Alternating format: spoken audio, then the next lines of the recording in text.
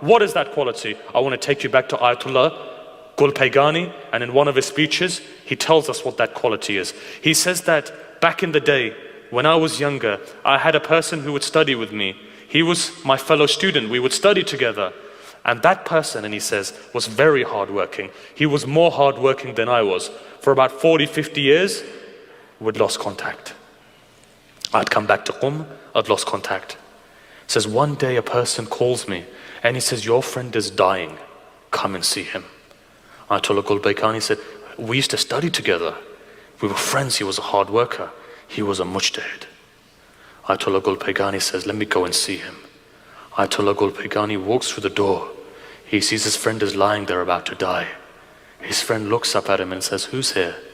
He says, it's me, Muhammad Radha, I've come to see you. He says, Muhammad Radha, tell me, didn't I work harder than you? He says, yes, you worked harder than me. He says, wasn't I poorer than you? He says, yes, you were poorer. He says, am I not a mujtahid? He says, yes, you are. He says, didn't I have a difficult life? He says, yes, you did. He says, bring me the Quran. Brought him the Quran.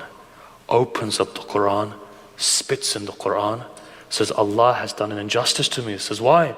He says, he made you a marja, he didn't make me a marja. He died then, he died a kafir.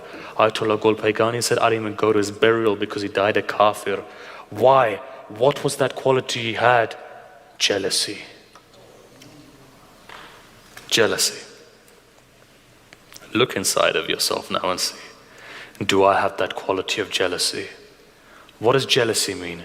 Jealousy means this: somebody else's child gets that A grade that you wanted your child to get, and your child gets that B grade. What happens then? You start feeling jealous. Why didn't my son get that? Jealousy.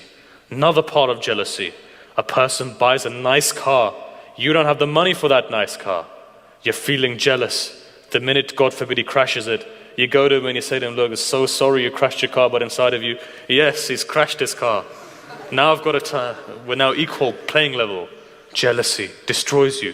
Why has he got such a nice looking husband or such a good looking wife? Jealousy. It happens in the mosque. Why is he a president? Why am I not a president? Jealousy. As long as we have this jealousy, no, it destroys us.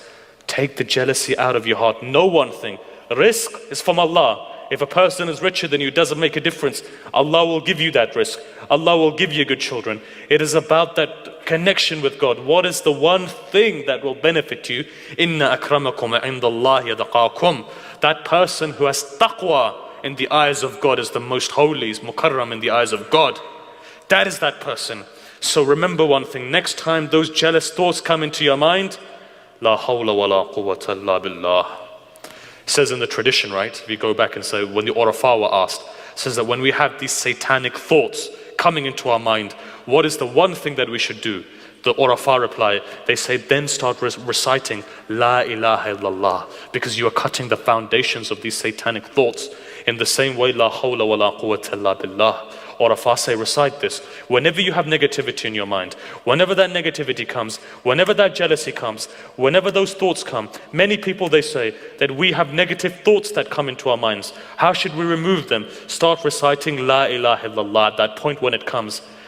And when you recite it slowly, you'll see that it goes away from your mind. You become more sincere. Now, I'm not saying that you sit down in the mornings and recite it 1,000 times or 2,000 times, because no, for every recital you do, there's a side effect to it. And the most heated recital is La ilaha illallah.